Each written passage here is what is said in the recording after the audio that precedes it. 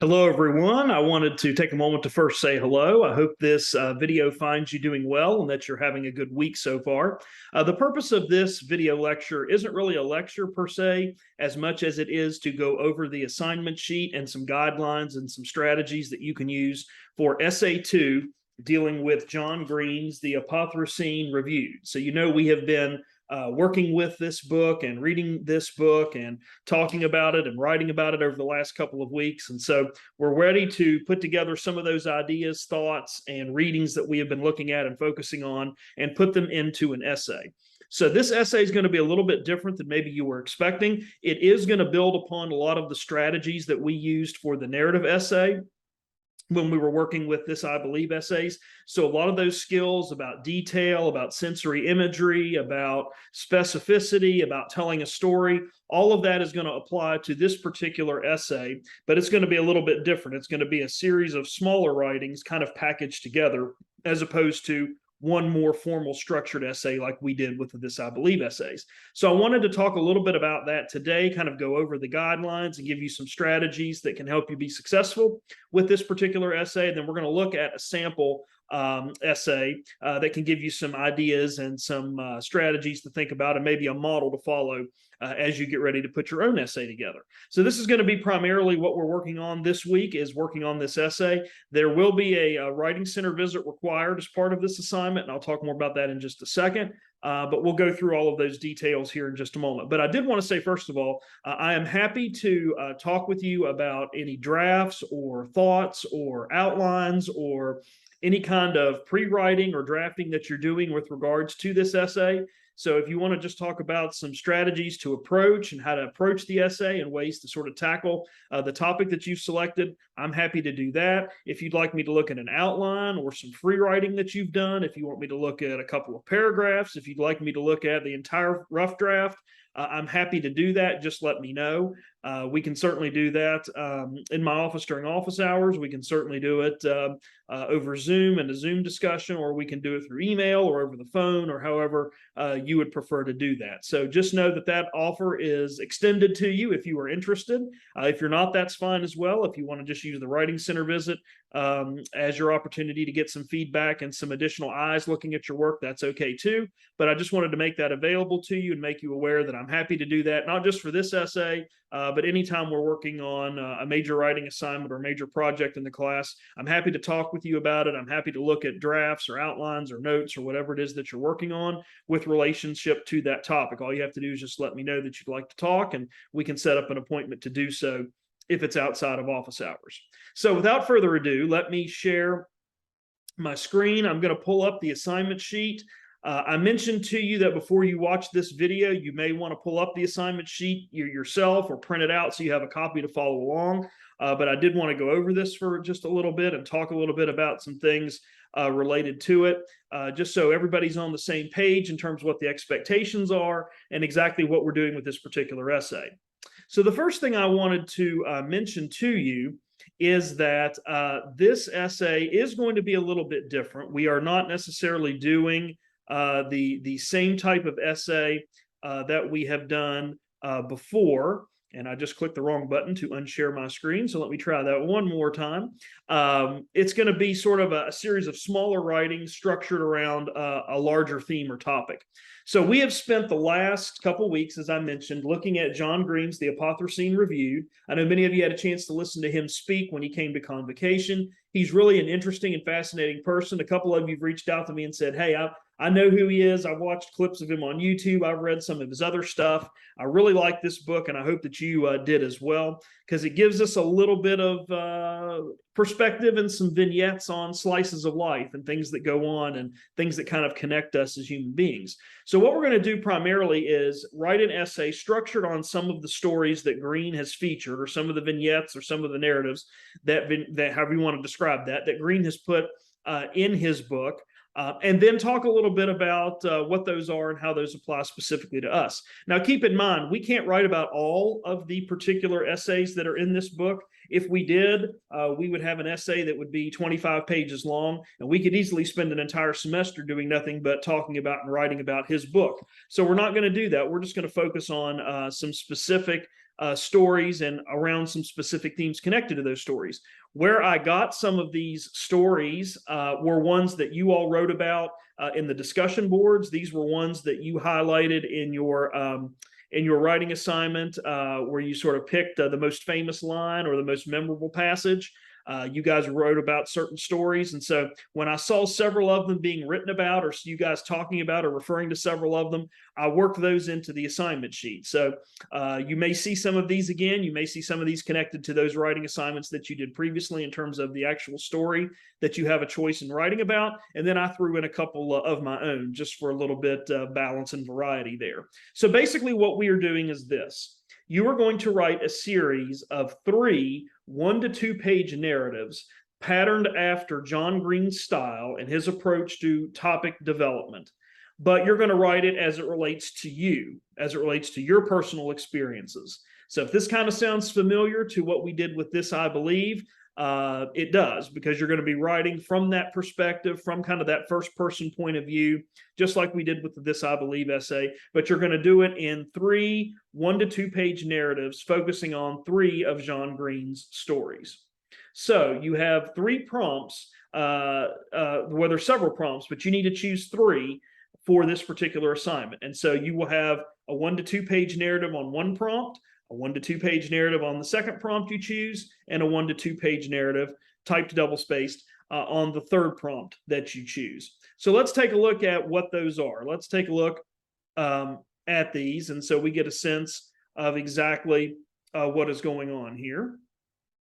And let me stop sharing my screen for just a second.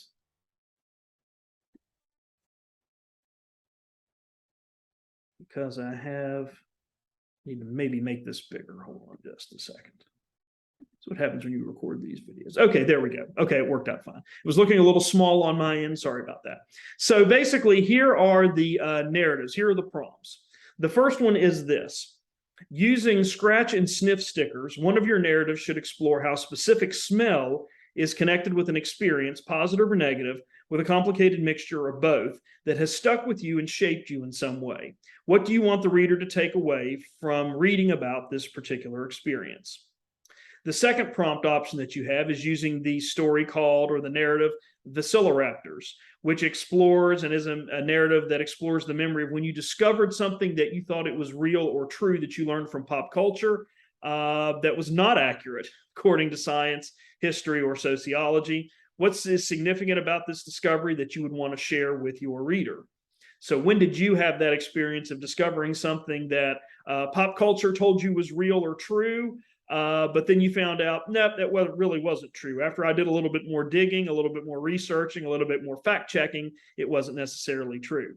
The third prompt asks you to use the internet and or Googling strangers, since both of those stories are kind of thematically connected, which focuses on an experience using the internet, an app, or a different specific form of technology. What does this experience suggest about your relationship with technology? And what could sharing this suggest about humans' overall relationship to technology? So we are dominated, unfortunately, by apps and social media and everything that pops up on our phone and computers.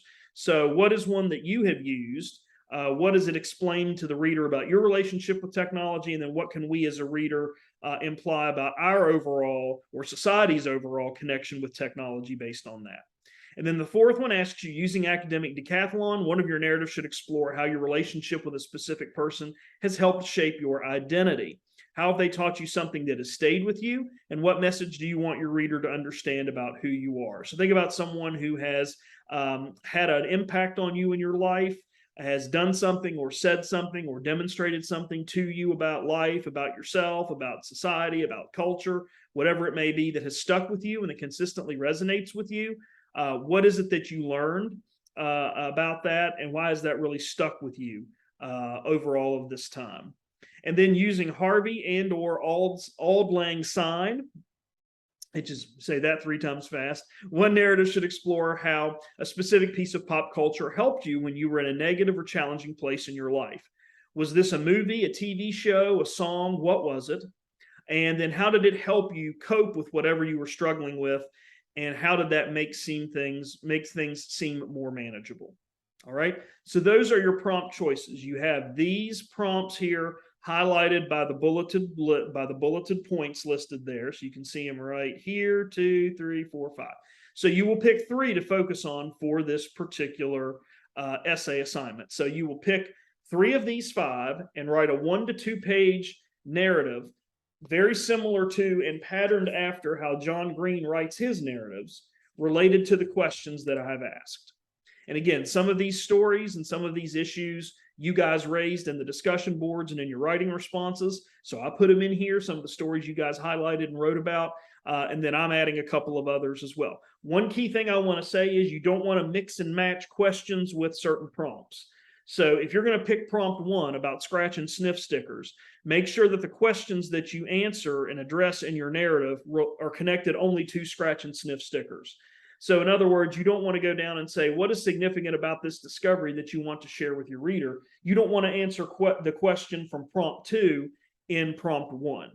So make sure that whatever prompts you choose, the questions that you answer, the questions that you use to structure your 1 to 2 page narrative are specific only to the prompt that you have selected. Don't mix and match, in other words. Don't mix and match questions from different prompts into other prompts.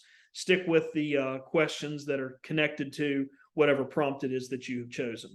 So a couple of other guidelines real quick just to think about. I would go back and think about what we talked about in the previous module about narrative writing, what makes for good narrative, what makes for good storytelling and description. All of those things are really important as you think about structuring your 3 1 to 2 page narratives. Think back to what you did with the This I Believe essay, what you did really well, what you maybe had struggled with, and keep that in mind as you're drafting. One of the things I also want you to do is at the end of your narratives, rate the experiences and the topics of your narratives, kind of like Green does at the end of his essay. So you can give it a rating or an experience. You know, this was a great experience, a 10 out of 10, 2 thumbs up, whatever it is that you want to do. Make sure that based on the message or whatever it is that you're writing about, why your rating is clear. Why did you give it the rating that you did? And maybe you want to put that in the last few sentences of your narrative. You know, I rate this experience such and such because of such and such. Very similar to what we did with This I Believe. I believe in blah, blah, blah because of blah, blah, blah. You're kind of doing the same thing. You're just doing this maybe more towards the end of the essay in terms of the beginning. One thing I'll also point out too is make sure each narrative is 1 to 2 pages of typed double-spaced text. Please do not give me a paragraph, but please do not give me 5 pages per narrative. 1 to 2 pages. We want to keep these clear and informative, but also concise, very similar to what John Green did with his essays. You're also welcome to include researched information if you would like. However, if you want to include outside sources not related to your personal thoughts or opinions or experiences, that information has to be cited. For example, in the short story or in the narrative or in the vignette, Indianapolis, Green quotes Kurt Vonnegut, who's a famous writer, and talks about, you know, everything people know about me is Indianapolis. If you wanted to put something like that in your narrative based on the prompt you've selected, that has to be cited. That has to be, you have to tell me where you got that from, where did you find that? That information has to be cited. We haven't really gotten into citations yet, in-text citations and all of that. We will a little bit later on in the semester, but you do need to cite that information. Make sure you attribute to where that information came from, that it's not knowledge that came from you. That takes care of the plagiarism issue. As I mentioned, there is going to be a required Writing Center session that I would like for you to do and conduct with a Writing Center instructor in the Writing Center. You can do that either face-to-face or virtually. Personally, I think the face-to-face appointments are better because you get a chance to really see and talk and interact with a person, a Writing Center instructor one-on-one, as opposed to just kind of sending files back and forth to each other with comments and feedback. But I'll leave that up to you since this is an online class. If you want to do it through the online format, the online portal, you're welcome to do so. I'll put some instructions later in the module for how to do that, how to set up an appointment, either face-to-face or online. So all the instructions will be there. It's very simple to do, and it's very simple if you want to do it online to submit your draft to be workshopped with an instructor. So it's pretty straightforward, but if you get in there and you run into problems and questions, please let me know. And that brings me to my next point, which is you don't want to procrastinate on this essay. I put this in the module instructions later on for the assignment related to, or the information related to, the Writing Center. It takes most Writing Center instructors, if you do it online, about 24 hours to get back to you.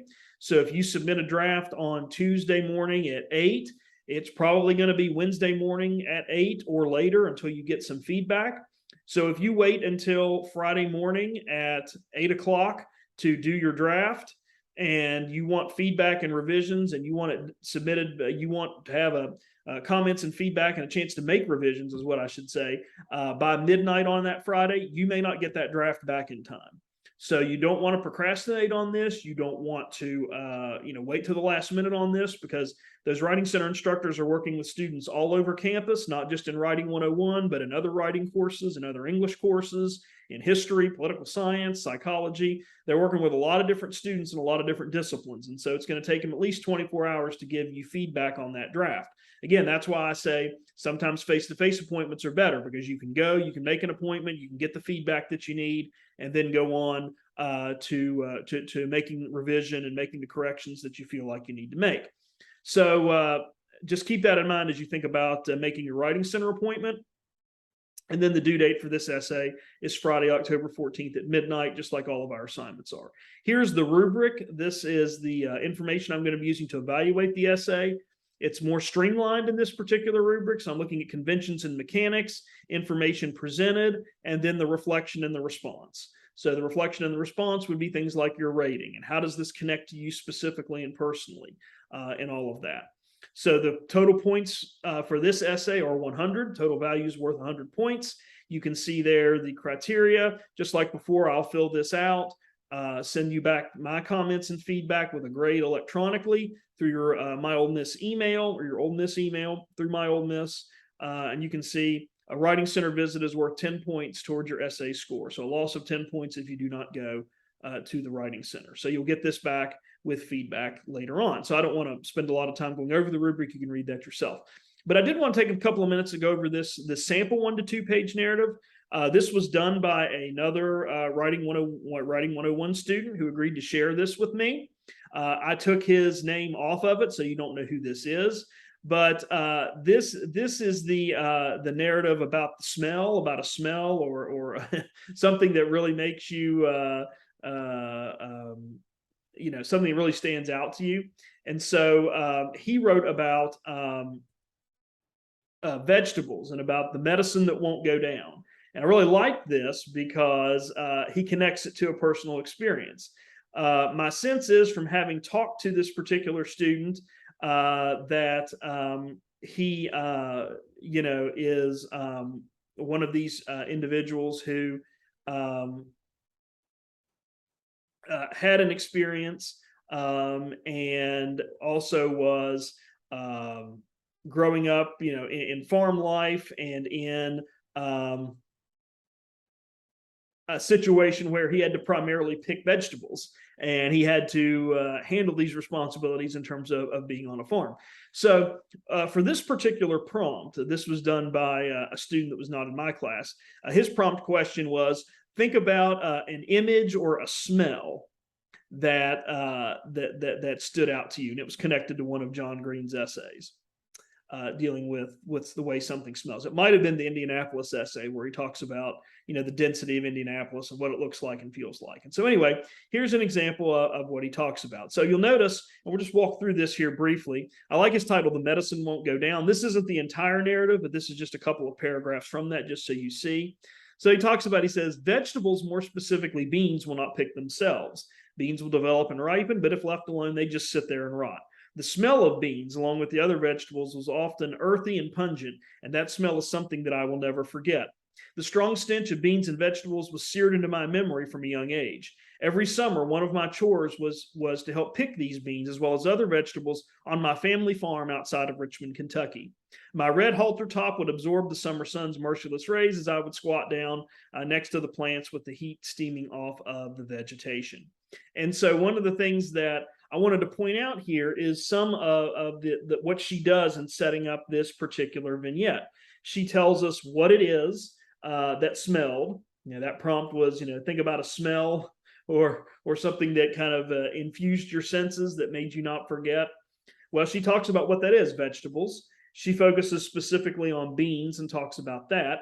She talks about why that smell stood out to her. And she also, more importantly, gives us some perspective of where she was and when this occurred. So it occurred in the summer. So the reader gets a sense of what time frame is this? Is this early spring? Is this early fall? No, it's in the summer. She tells us that these were picked on a family farm outside of Richmond, Kentucky. She gives us a sense of what she wore when she was doing this, which is a red halter top. And I misspoke and said that this was a he earlier. Sorry about that. It was actually a she that submitted this, not a he. But anyway, so you get a sense of what she was wearing and you know, the summer sun, how she felt when she was doing it. All of those sensory details that we want in a narrative that help the reader get a sense of where we are, what's going on, what's taking place. Those are what you want to put into your three narratives based on the prompts that you choose. Remember, you know, I'm reading this for the first time. Writing Center instructors reading this. Your classmates may be reading this.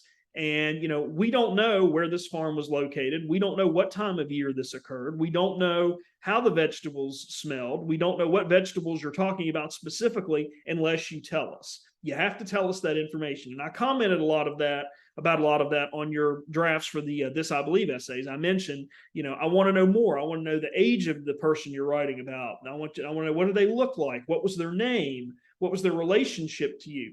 Same thing applies here. We get a lot of those details in that first paragraph. We get a time of year. We get a location. We get a city-state location and a physical location, that it was on the farm. We get a sense that these vegetables stunk and that it seared into the reader's mind or the writer's mind. We get a sense that it was hot. It was extremely difficult, hot and sticky, picking these vegetables. Then as you kind of scroll down here a little bit further into the essay, you will notice that, excuse me, she talks a little bit about how these vegetables came to be. She talks about her parents planting the beans. She talked about what it looked like when those beans were growing and what impressions that were made. She talks a little bit about a magical hue, that they had a magical hue, but they disappeared once you cooked them. Once I felt like I was eating them, I thought they would smell and taste differently after, you know, they'd been cooked and maybe after some spices and salt had been added, but apparently that did not happen. She talks about the process of how you get the vegetables to the point where they stink, and that is you water them in the morning, never during the heat of the day. That the flowers, the stems, the leaves associated with the vegetables develop first. And how you put the water in. She talks about it can soothe and nourish or cause pain and death, depending on how much water that you choose, and then how she went through the process of making sure those vegetables grew. And then she goes on to talk a little bit about her wishing that, you know, kind of her final impression is every time she was out there doing these things, she wished that those vegetables would pick themselves. And that she would pretend, you know, she was Mary Poppins, enjoying the experience and just kind of floating around and singing along and doing all of those, but it was a far cry from that experience. And so, again, I didn't put everything in here. This is not a complete narrative or vignette, but you get a sense of how she put this together. She started first with the big image, which was, you know, cultivating and growing these vegetables. When it came time to pick the vegetables, the terrible smell that kind of seared into her mind. And then she went back and kind of explained, how did we get to the point? How do you get to the point of growing these vegetables? And she talks about the water, and she talks about what it looks like, kind of the rich color, the hue that was associated with that, and that even when you cooked them, even when you cooked them to try to get some of that taste away or that smell away, they were still there. And so that's the way she approached that particular prompt question, which dealt with, you know, a smell or something that kind of impacted your olfactory senses, you know, the way you smell and interpret and process. So we won't go into too much more of this. You can certainly read this sample on your own. But one of the things I wanted you to see from this is there's a lot of different ways you can write these narratives. You're not necessarily going to have a thesis like you did with this, I believe, per se, but you do want your essay and your narrative to be focused on those questions that are assigned to the prompt. And think about everything you would want the reader to know about that prompt as it relates to your experience. So I'm going to scroll back up here again.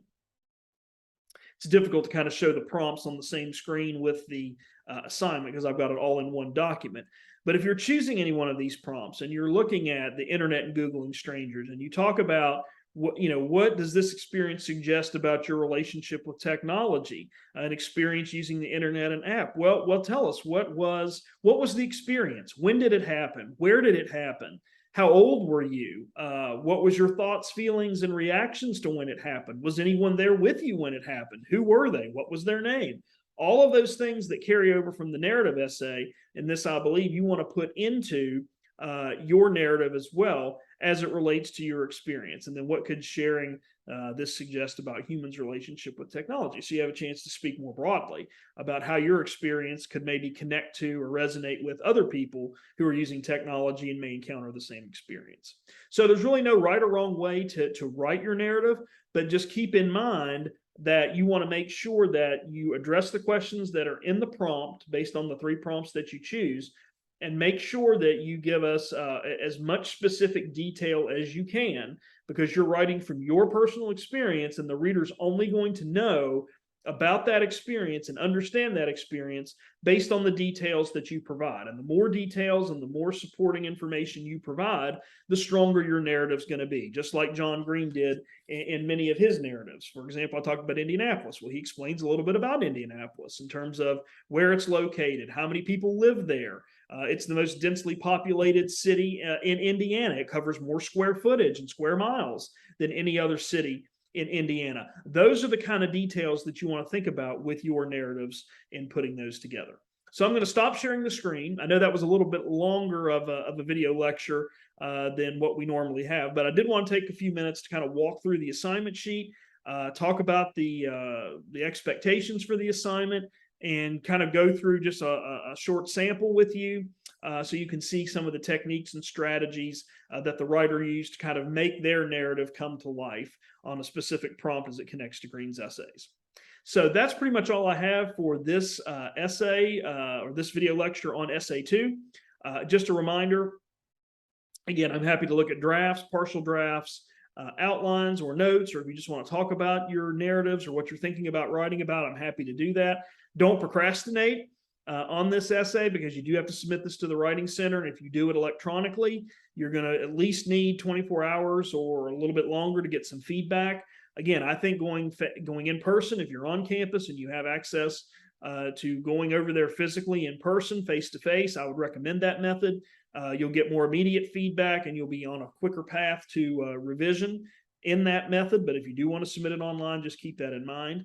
And again, that's primarily what we're focusing on this week, is writing the essay. So if you have any questions about it, comments or concerns, please reach out to me. I'm happy to address those. I hope this helps sort of pull back the veil of mystery for what needs to be done for Essay 2. So again, we're building on a lot of the skills we worked with and developed and talked about with the This I Believe essay. We're just applying them in a way that uses synthesis and analysis with a specific text and connects it to our personal experiences. So that's all I have for today. Let me know if you have questions or concerns, and I will see you again and talk to you again soon.